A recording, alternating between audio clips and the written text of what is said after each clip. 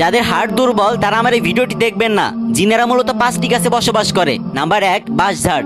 বাঁশঝাড় হচ্ছে জিনদের আস্থানা এবং বসবাসের প্রিয় একটি স্থান। নাম্বার 2 তাল গাছ। রাতের বেলায় একা একা কখনো তাল গাছের নিচে যাবেন না। যদি একান্ত যেতেই হয় তাহলে জোরে জোরে আয়তাল কুরসি পড়তে পড়তে যাবেন। নাম্বার 3 ছাতিম বা সরা গাছ। এই গাছেও জিনদের আনাগোনা থাকে। দিনের বেলায় জিনেরা সাপ হয়ে এই গাছের নিচে লুকিয়ে থাকে। নাম্বার 4 কদম গাছ। কদম ফুল দেখতে যতটা সুন্দর এই গাছ তার থেকেও বেশি ভয়ঙ্কর। প্রতিদিন সন্ধ্যার সময় তারা সবাই এসে এই গাছের নিচে ভিড় করে। নাম্বার 5 তেঁতুল গাছ। তেঁতুল গাছের কাহিনী আমাদের সবারই জানা। গভীর রাতে তেঁতুল গাছের উপর কারা যেন এসে বসে থাকে। তাই কারো বাড়ি রাঙি নাই এসব গাছ না রাখাই উচিত। অনেকেই বলেন ভাই জিন বলতে কিছু হয় না। আরে ভাই, জিন বলতে যদি কিছু নাই হতো তাহলে আল্লাহ তাআলা কোরআন শরীফে সূরা জিন নামক একটা সূরা নাজিল করতো না। ভাই পুরা পৃথিবী মিথ্যা হয়ে যেতে পারে কিন্তু আল্লাহর কোরআন কখনোই মিথ্যা হতে পারে না। তাই নিজেও সতর্ক থাকুন এবং ভিডিওটি শেয়ার করে অন্যকেও সতর্ক করুন।